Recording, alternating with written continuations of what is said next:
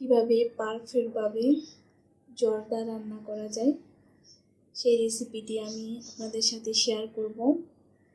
পারফেক্টভাবে জর্দা রান্না করতে যে উপকরণগুলো লাগবে সেগুলো হচ্ছে, আমি এখানে মেজারমেন্ট কাপের 3 কাপ বাসমতি চাউল নিয়েছি। এটা আমি আগে থেকে ধুয়ে রেখেছি। ভালোভাবে চাউলটাকে ধুয়ে আমি পানির মধ্যে 15 মিনিট ভিজিয়ে রেখেছি।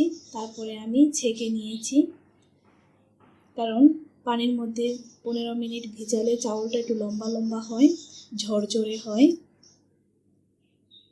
এখানে আমি একটি কমলা রস করে নিয়েছি। যে এই সাইজের একটি কমলা আমি এখানে রস করে নিয়েছি। এখানে আমি 1 টেবিল চামচ জর্দার রং নিয়েছি। এখানে আমি 1.5 কাপ পানি নিয়েছি। 2.5 কাপ চিনি নিয়েছি।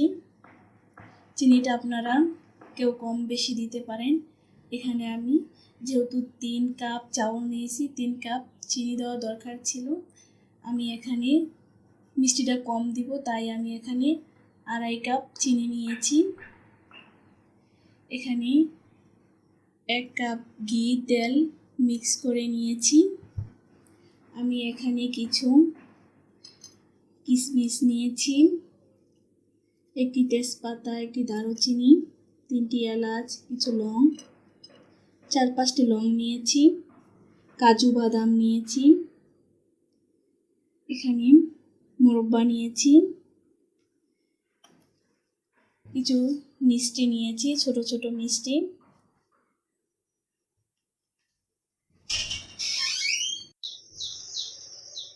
আমি এখন চাউলটা রান্না করার জন্য একটি হাঁড়ির মধ্যে পর্যাপ্ত পরিমাণ পানি দিয়ে দিব।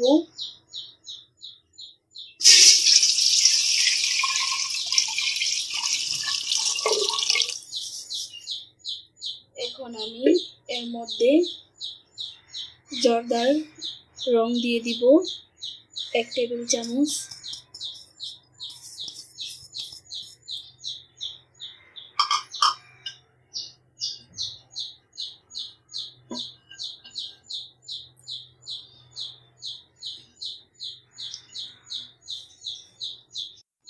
এখন আমি নেড়ে দিব। নেড়ে এটাকে আমি বলক আসার আগ পর্যন্ত অপেক্ষা করব। চুলাটা এখন আমি হাই হিটে রাখবো।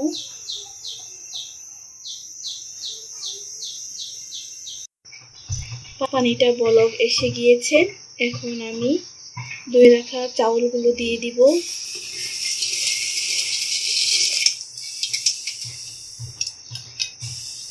দিয়ে আমি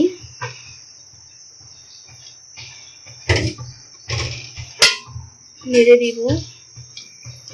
চাউলটা দিয়ে সাথে সাথে নেড়ে দিতে হবে, যাতে ভিতরে দলা পেকে না থাকে। এটাকে আমি হাই হিটে 6 থেকে 7 মিনিট জাল করব।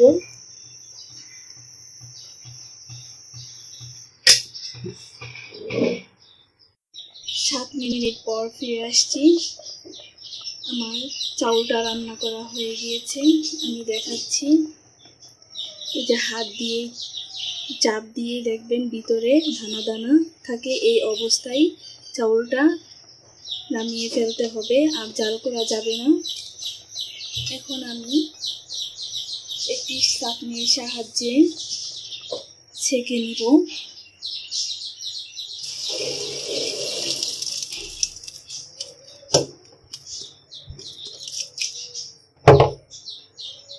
ছাঁকা হয়ে গিয়েছে। এখন আমি এটাকে পানি ঝরার জন্য রেখে দিব। চাউলটা অনেক ঝরঝরা হয়েছে। বেশি সিদ্ধ করতে যাবেন না, বেশি সিদ্ধ করতে গেলে এটা গলে যাবে। এখন আমি এটাকে ঠান্ডা হতে রেখে দিব। আমি এখন জর্দাটা রান্না করব। প্রথমে এখানে আমি তেল আর ঘি মিক্স করে নিয়েছি। এখন ফ্রাই প্যানের মধ্যে দিয়ে দিব।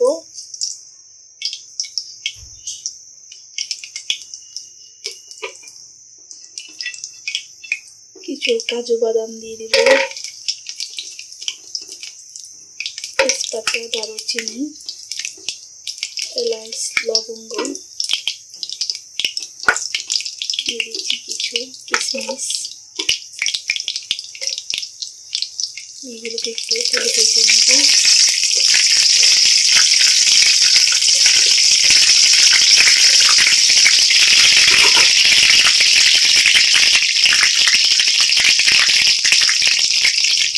এখন আমি চিনি দিয়ে দিব,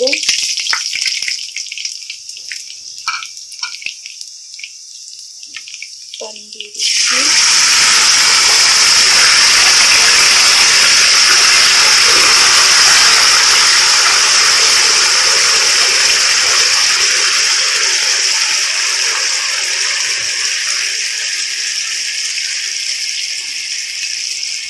কমলার রস দিয়ে দিচ্ছি।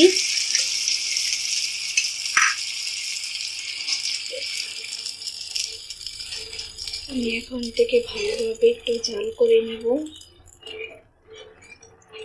চিনিটা গলে যাওয়ার আগ পর্যন্ত অপেক্ষা করব।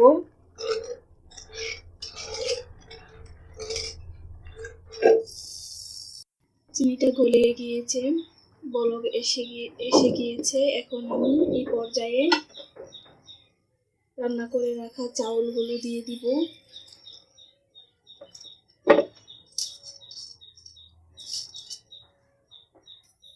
দিয়ে আমি একটু নেড়ে দিব, ভালোভাবে মিক্স করে নিব। ভালোভাবে এটাকে মিশাতে হবে।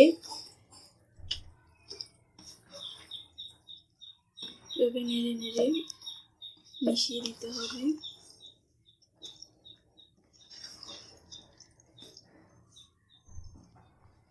এখন আমি 5 মিনিটের জন্য ঢেকে দিব। 5 মিনিট আমি ঢাকনাটা খুলবো না। জালটা আমি এখন মিডিয়াম আঁচে রাখবো, মিডিয়ামের থেকে একটু কম আঁচে রাখবো।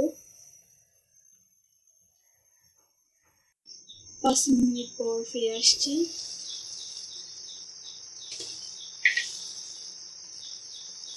চাউলটা বড় এসে গিয়েছে। এখন আমি একটু আলতো হাতে নেড়ে দিব। জোরে জোরে নাড়া যাবে না, আস্তে আস্তে করে নাড়তে হবে।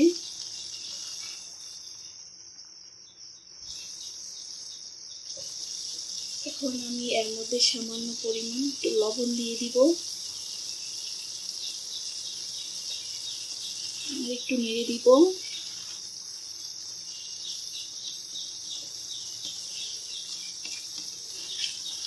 জলটাও কমে এসেছে। এখন আমি এটাকে 10 মিনিটের জন্য ঢেকে দিব।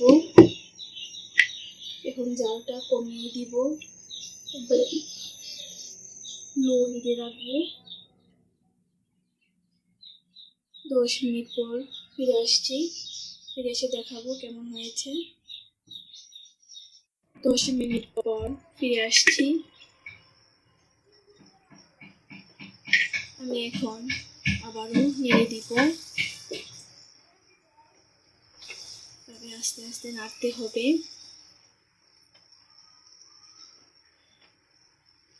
জলটা একেবারেই কমে গিয়েছে। এখন হালকা হালকা জল রয়ে গিয়েছে। এ পর্যায়ে আমি কিছু মোরব্বা দিয়ে দিব। আবারও একটু নেড়ে দিব।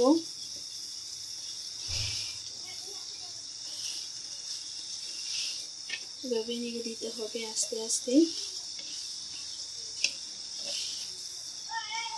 আমি এখন একটি তাওয়া বসিয়ে দিব, যাতে তলায় না লেগে যায়।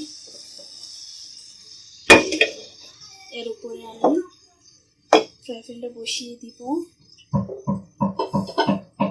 এখন আমি 12 মিনিটের জন্য ঢেকে দিব। চুলার আঁচটা একেবারে লো হিটেই থাকবে, কম আঁচে থাকবে। এটাকে আমি আরো 12 মিনিট জাল করব। 12 মিনিট পর ফিরে এসে দেখাবো কেমন হয়েছে। 12 মিনিট পর ফিরে আসছি। এখন আমি আবার আরেকটু নেড়ে দিব। দেখেন ঝোলটা শুকিয়ে গেছে পুরোপুরিভাবে। এখন আমি এর মধ্যে হাফ কাপ গুঁড়ো দুধ দিয়ে দিব। প্রথমে আমি হাত দিয়ে একটু ঘুরিয়ে ঘুরিয়ে এভাবে দিয়ে দিব, আবারও একটু নেড়ে দিব। জোরে জোরে নাড়তে যাবেন না, এভাবে আলতো হাতে নাড়তে হবে। আস্তে আস্তে গুঁড়ো দুধটা আমি মিশিয়ে নিব। আমি আবারও দিয়ে দিব বাকি গুঁড়ো দুধটা। এভাবে গুঁড়ো দুধ দিলে টেস্টটা আরও দ্বিগুণ বেড়ে যায়। এখন আমি আবারও মিশিয়ে দিব।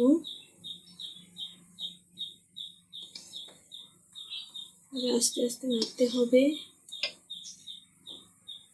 এখন আমি 5 মিনিটের জন্য ঢেকে দিব।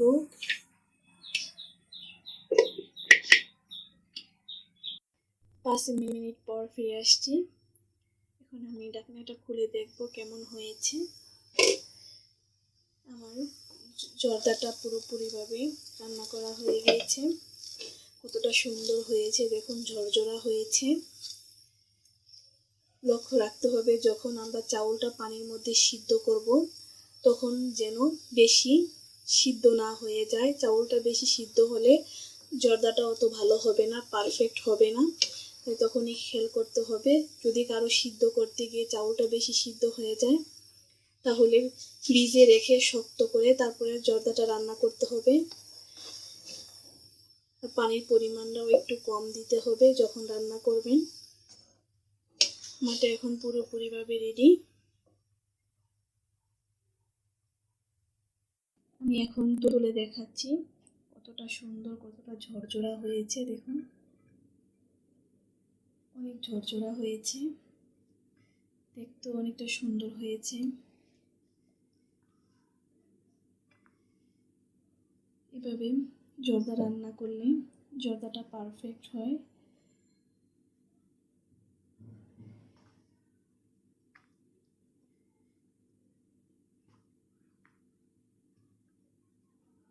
এখন আমি এর মধ্যে কিছু ছোট ছোট মিষ্টি দিয়ে সাজিয়ে নিব।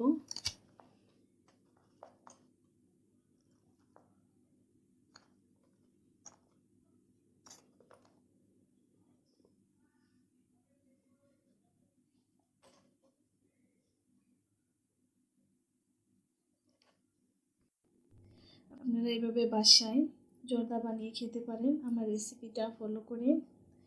আপনাদের কাছে যদি আমার এই জর্দা রেসিপিটা ভালো লেগে থাকে অবশ্যই লাইক, শেয়ার, কমেন্ট করবেন। আমার চ্যানেলটাকে সাবস্ক্রাইব করবেন। আপনারা সবাই ভালো থাকেন। আল্লাহ হাফেজ।